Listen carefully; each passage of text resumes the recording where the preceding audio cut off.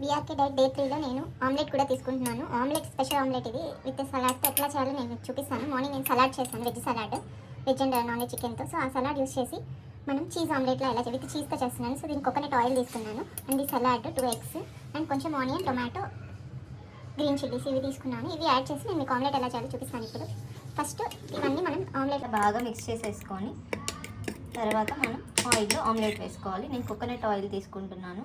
So coconut oil వేసుకొని మీకు ఆమ్లెట్కి ఎంత కావాలో అంత. సో నేను యాక్చువల్గా స్టీల్లో కానీ ఐరన్ దాంట్లో కానీ చేసుకోవాలి. నాకు అవి లేవు కాబట్టి నేను నాన్ స్టిక్ దాంట్లోనే చేస్తున్నాను. సో ఇది కోకోనట్ ఆయిల్ వేసి కొంచెం హాట్ అయ్యే వరకు ఉంచాలి. ఆయిల్ వేడయ్యాక ఆమ్లెట్ ఇలా ఎగ్ వేసుకోవాలి. లో ఫ్లేమ్లో పెట్టుకొని మంచిగా కుక్ చేసుకోండి. సో కొంచెం ఫ్రై అయ్యాక మనం దీన్ని టర్న్ చేసుకోవాలి. మంచిగా కుక్కాలి, నేను టర్న్ చేస్తున్నాను. చూడండి మంచిగా కలిసి వచ్చింది.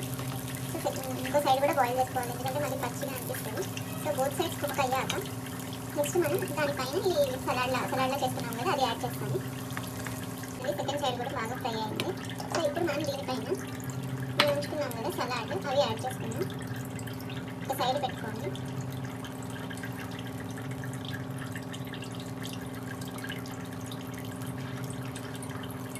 దీనిపైన కొంచెం చీజ్ కూడా యాడ్ చేసుకోండి. చీజ్ అలా ఉందో లేదో నాకైతే ఐడియా లేదు, కానీ సో కొంచెం చీజ్ అయితే యాడ్ చేసుకున్నాను టేస్ట్ కోసం.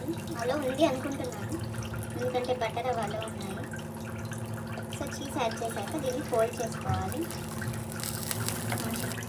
చూడండి ఇట్లా మంచిగా ఫోల్డ్ చేసుకొని మంచిగా బాయిల్ చేసుకోవాలి. ఆ చీజ్ అంతా బాగా మెల్ట్ అవ్వాలి. సో చీజ్ అన్నీ మంచిగా మెల్ట్ అయ్యే వరకు ఉంచుకొని తర్వాత మనం ఆఫ్ చేసేసుకుంటే చీజ్ ఆమ్లెట్ రెడీ అయిపోయింది. సో రెడీ అయ్యాక మళ్ళీ చూపిస్తాను. చూడండి చీజ్ అయితే బాగా మెల్ట్ అయింది. సో మన ఆమ్లెట్ రెడీ అయిపోయింది. సో వేడివేడిగా సర్వ్ చేసుకోండి. వేడి చీజ్ ఆమ్లెట్ రెడీ అయిపోయింది. చూడండి ఎంత బాగా మెల్ట్ అయిందో. సో చీజ్ ఆమ్లెట్, దాంతోపాటు నేను మార్నింగ్ చికెన్ చేసుకున్నాను. సో అది కూడా నేను సర్వ్ చేసుకుంటాను ఇప్పుడు చికెన్తో. సో చికెన్ అండ్ ఆమ్లెట్ ఇవి నేను ఇప్పుడు తీసుకుంటున్నాను. సో చికెన్ అండ్ ఆమ్లెట్ ఇది నా నైట్ నేను డిన్నర్ కింద, అంటే ఈవినింగ్ నేను 6 లోపు తినేసేయాలి. సో ఇది ఈవినింగ్ నేను తీసుకుంటుంది. చీజ్ ఆమ్లెట్ టేస్ట్ చూద్దాం ఎలా ఉందో. వావ్, చాలా టెంప్టింగ్గా ఉంది. ఇవి పెట్టుకొని తింటే అయితే అదిరిపోతుంది. చీజ్ ఆమ్లెట్ తిన్నామా?